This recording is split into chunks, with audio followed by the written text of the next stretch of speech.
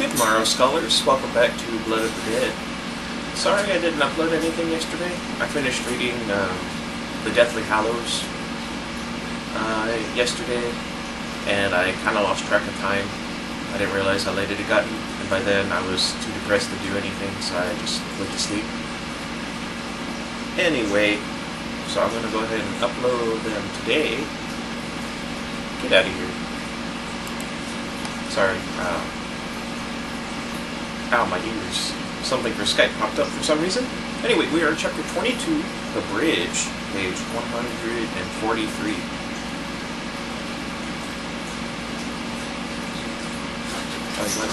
Anyway, Iggy. At least he uprighted the, what do you call it? This branch in there.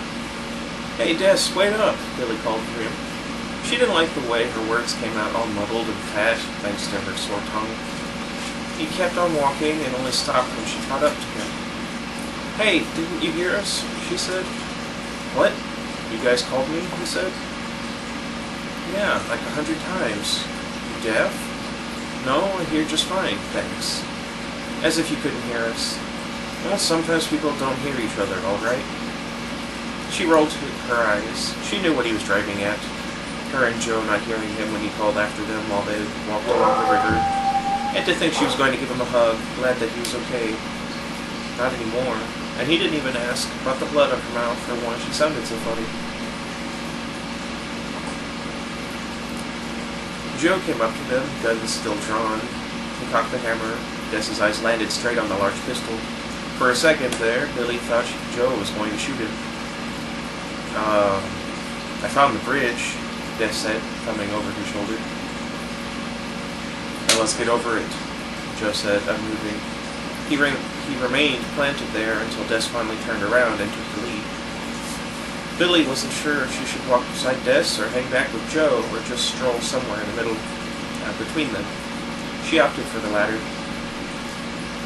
The three began their ascent up the first hump of the two-hump bridge, staying on the walkway, each with a hand on the railing. The metal was cold and covered with flakes of dried gray rain. Ew. From behind, the undead droned in the distance. Billy kept glancing over her shoulder and peering past Joe to see if any of them were following. The undead just stood there, calling out with hoarse voices behind the cemetery fence, either too stupid to figure out how to climb over, or simply unable to. Who knows? Soon they were crossing over the river. The skeletal forest lining it seemed much more peaceful from up here. If this had been before the rain, you could have mistaken it for just another fall day. If not for the boatload of abandoned cars on the bridge, some smashed into each other, others piled onto the cement divider separating the north and south lanes.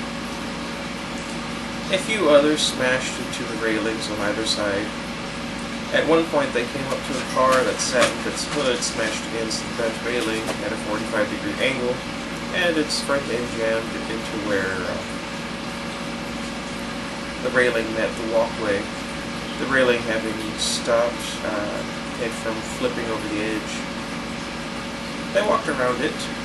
Billy could only wonder how many cars had actually gone over and plummeted to the river below. That's a good question.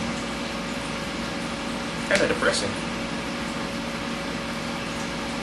On the descent of the first hump, Des finally spoke, tracking 7 minutes of silence.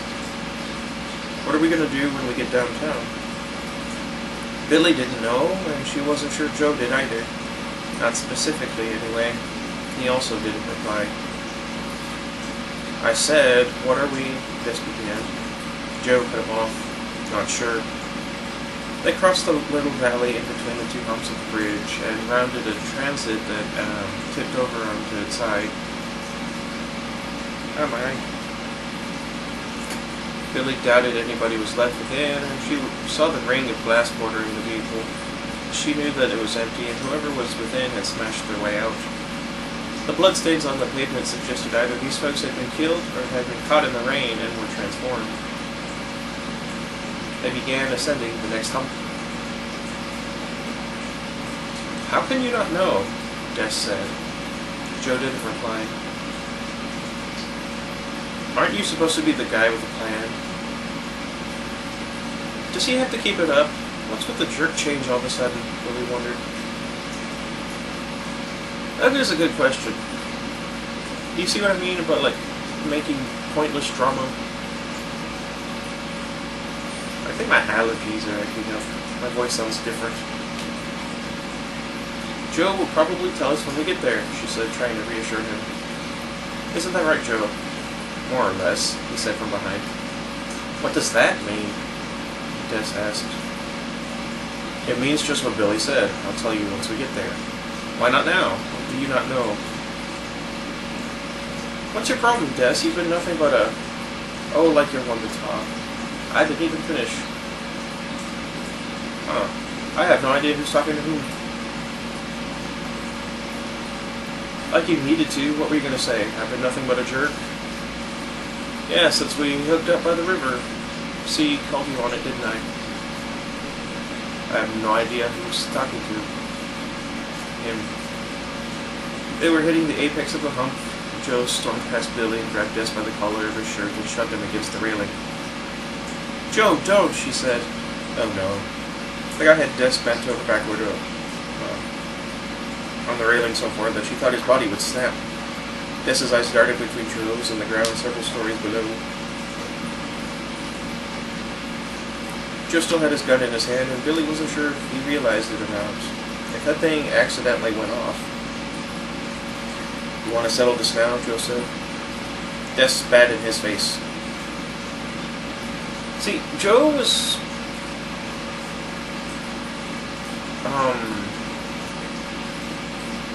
very clearly unhinged, and Des used to be a decent person.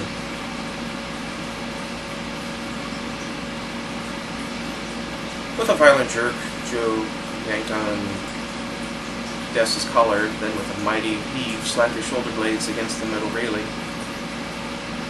Des howled with pain and then took a swing at him with the iron pipe.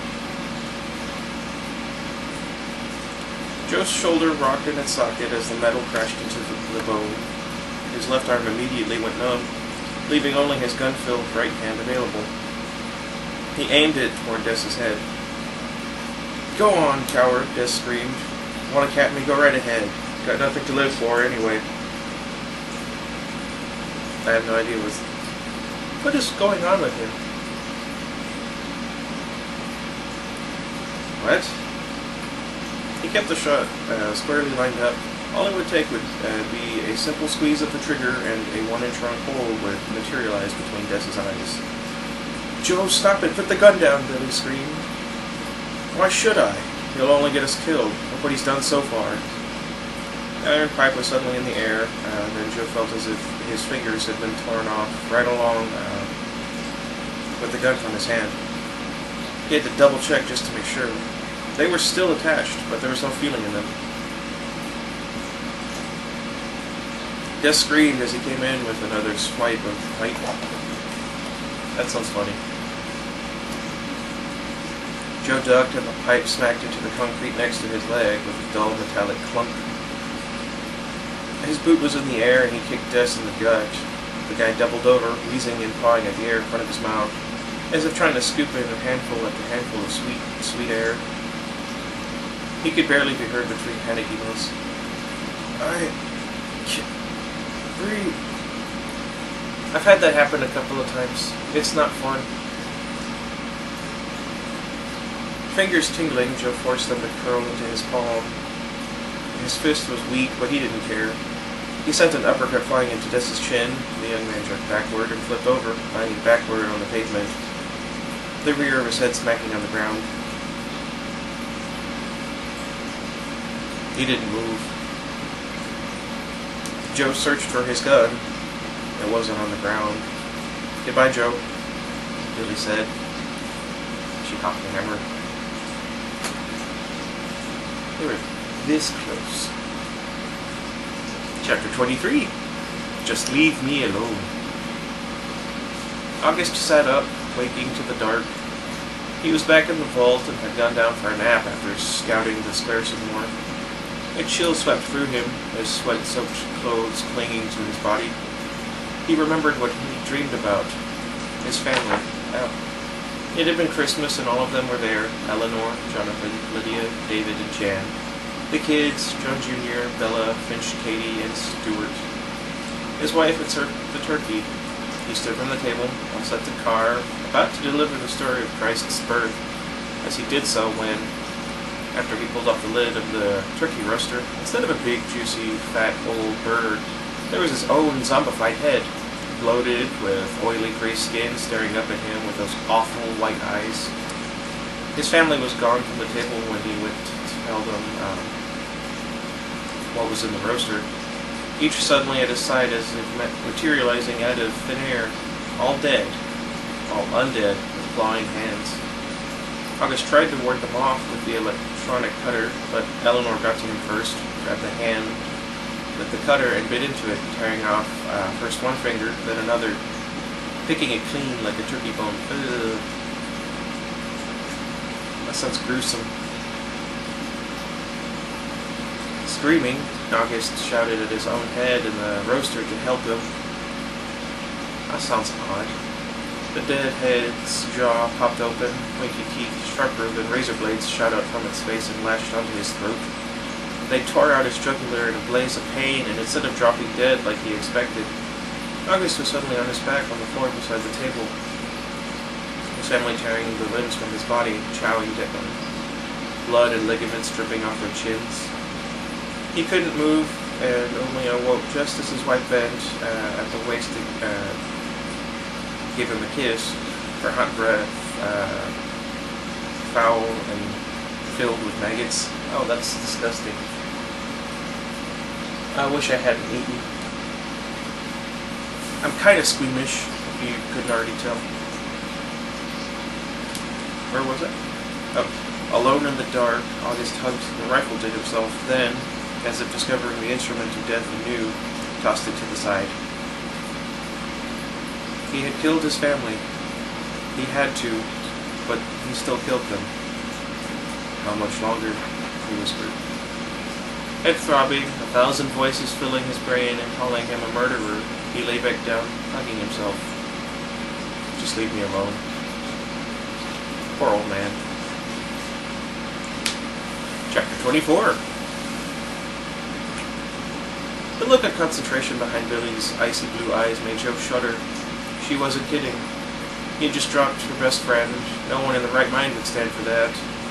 He could only hope that after today's ordeals, she wasn't in her right mind. Yet at the same time, maybe this was a good thing. It had been a long year, one that felt like a lifetime of dragging around the pain and memory of the girl that got away. The haunting and soul-wrenching conviction that he'd murdered somebody, murdered so many. You could call it what you wanted, self-defense, self-preservation, righteous judgment, whatever.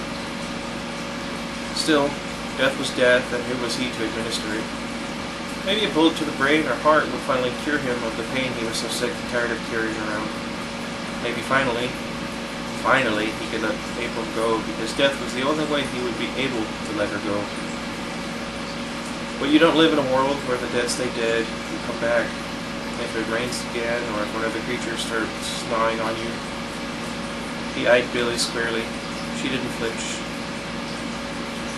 Gus was trying to say something, but he was too low to the ground and too messed up to be coherent. You could even still carry memory. April could still be with you.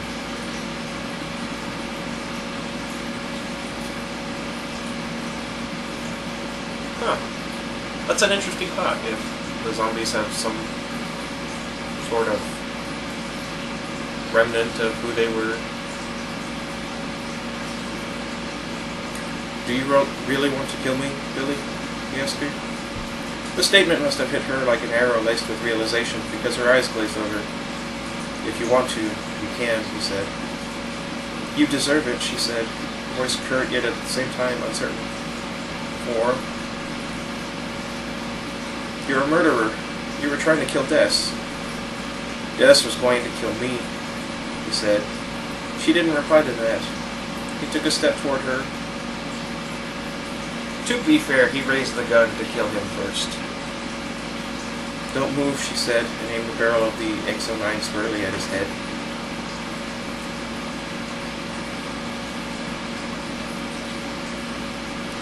He raised his hands. "Okay." Des muttered something else, coughed, and said, "Bill, don't." She flinched at hearing her name. A single tear leaked out of the corner of her eye. What was that? Even now, ready to kill him, Joe couldn't believe that he thought she looked beautiful.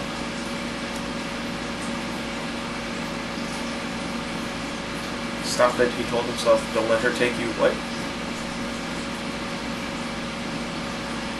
"You're going to have to make a decision, Billy. I can't make it for you," he said.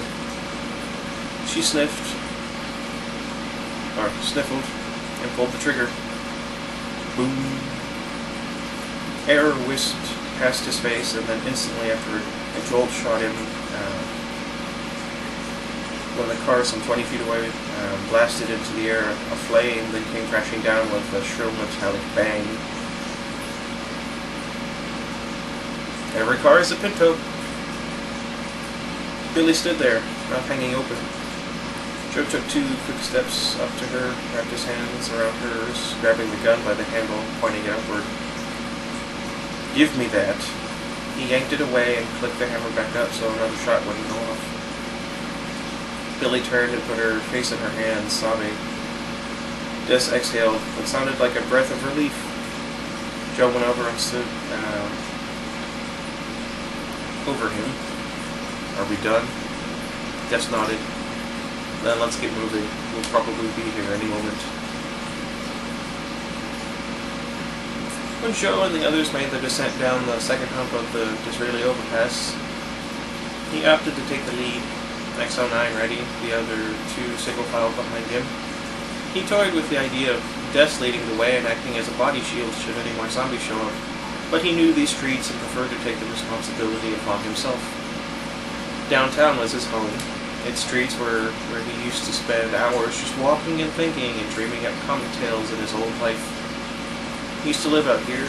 We could probably walk the majority of them blindfolded to know where he was. That'd be interesting to do. They were also his patrol ground, a concrete grid to hunt down the undead and wipe them off the face of the city. The place of his redemption for killing April. "So, where were you when the rain fell, Joe?" Tess asked from last in line. "Home." "How exciting." Billy shushed him. "Why, where were you?" Joe asked. "I'll save it for when we settle down, wherever we wind up, and we'll have a kumbaya moment."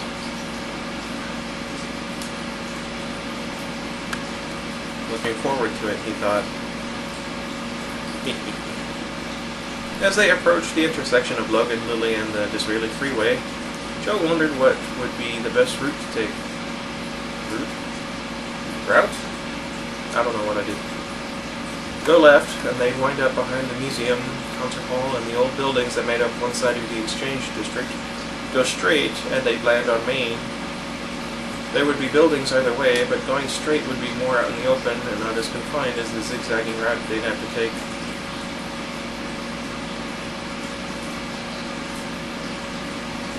Through the Exchange to get to Portage Avenue. He decided to head up to Main, then turn left. He informed the others. "Works for me," Billy said. "Ditto," Des said. Weaving their way through and around the cars, clogging the road, they went up Main Street and turned left, sticking to the sidewalk. It being the clearest path, with only a handful of cars having driven up onto it on that terrible day long ago. They walked in silence, which Joe found peaceful. After this and Des's exchange on the bridge, he needed a break. First real human contact in months, and it had to be with a loudmouth nerd who had a bad temper. Billy, though, he hated the way his neck ached to glance back and steal a look at her.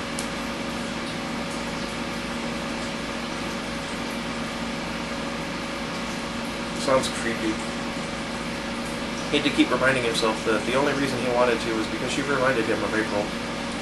Put a long black wig on her, and from the back they probably looked the same. Even in the face, Billy bore a resemblance to her. The biggest difference only being the thick-framed glasses she wore. Snap out of it, man. She's no good for you. What? It's misplaced affection, if affection is even what it is. You're so messed up right now, you wouldn't know affection even if it was dumped on you. So who do you think you are feeling this way? And feeling wasn't even the right way to describe it to himself either. More of a haunting notion. The idea of April that somehow Billy possessed got to him. He said, that thing underneath. What? Billy said. Nothing. But it was something. That thing underneath was what he called it back when he met April. That invisible quality that attracted one person to another. The one thing in all of human thought and feeling that was utterly intangible and completely indescribable, yet was known to all. It was like everyone was built with an invisible sensor, one designed for a single purpose, to detect that secret, hidden, amazing, attractable quality in another person. Someone would probably call it chemistry, or some other dumb name. Just a feeble attempt to rationalize what they didn't understand. Joe didn't understand it, he just knew it was there. April had it. He had thought that maybe he had it too, and that April had found it in him. But he had been proven wrong the morning after they spent the night lying side by side in his bed and April was gone. He hadn't even had to roll over to confirm it. He just knew.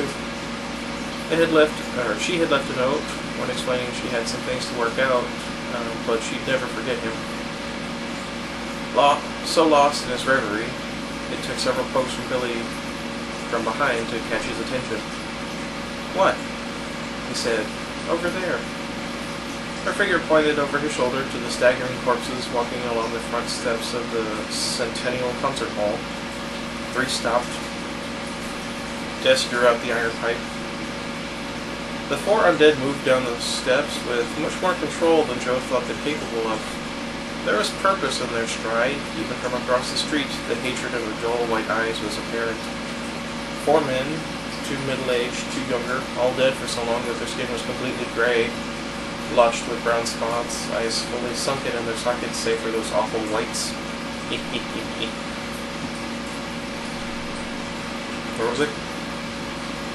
Only one of them had hair, just a touch of black and unruly strands on top of his head.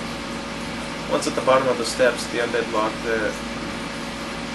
in their sights and picked up their speed. Joe? Billy said. She was right beside him. He hadn't even noticed her get so close. One look told her to take a step back, which she did. XO9 raised. Joe cocked a hammer and lined up his shot, picking off one of the zombies just as it crossed the median. Another loud crack of the gun, and he took a second. Their bodies dropped to the pavement in a dull, fleshy, fleshy thunks. There we go. Sorry. Where was I?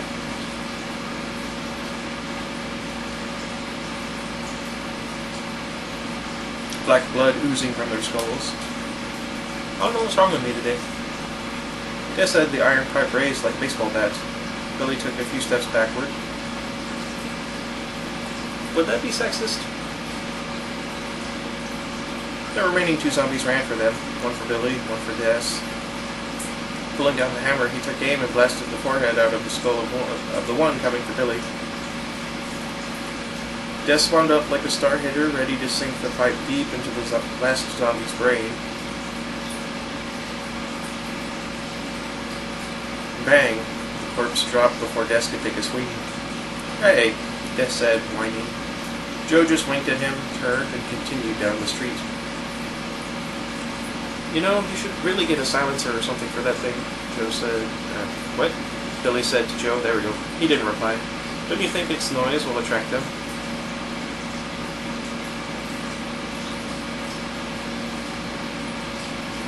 It does, he said, reluctantly. I tried building one, but every prototype failed. They only muffled the sound a little. That's why they're called suppressors. Hollywood just calls them silencers. And it caught on.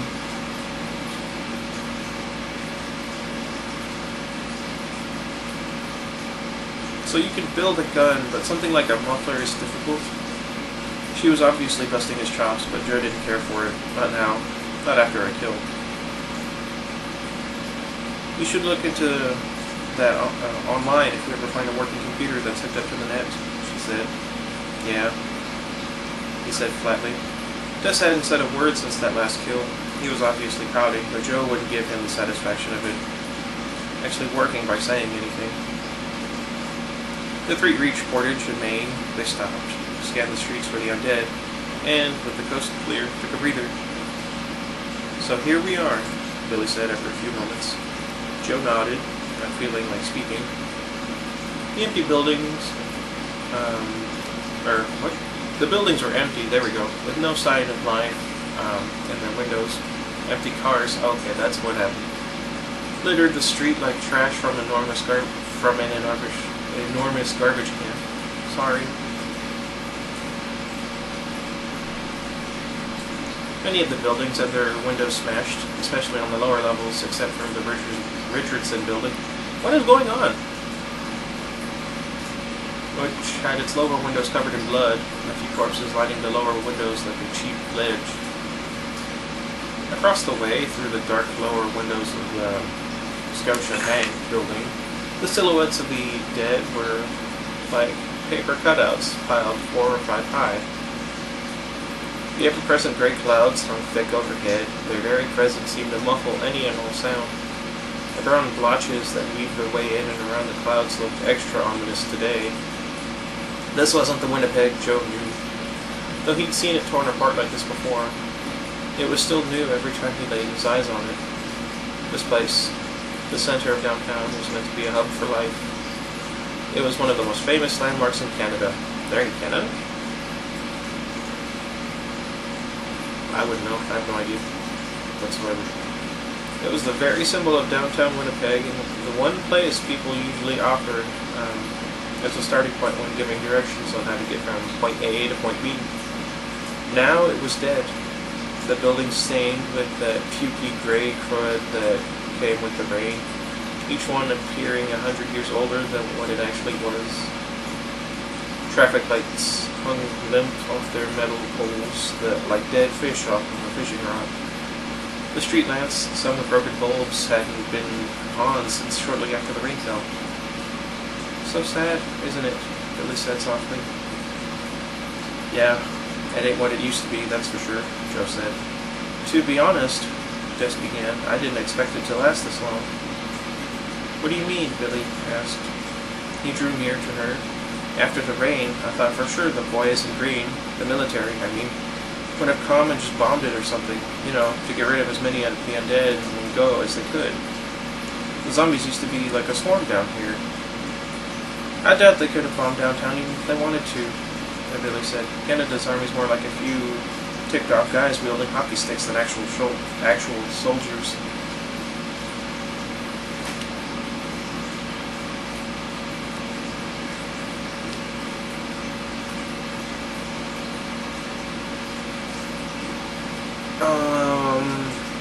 I take offense to that. And I don't even like Canada. Just chuckled, seemingly because he couldn't help himself. Yeah, a stick in one hand, a bottle of beer in the other. Just heard a way to conceal his smile. It was true. Compared to most other countries, Canada really fell short in the warfare department. That was probably why it had been overrun by the undead as quickly as it had. Elsewhere in the world, from what he'd been able to piece together from the internet and the bits of radio before the signals went out, their military efforts had lasted much longer. Months longer. There was movement up the street, and decayed heads peeked out from behind the roofs of cars and the sides of buildings.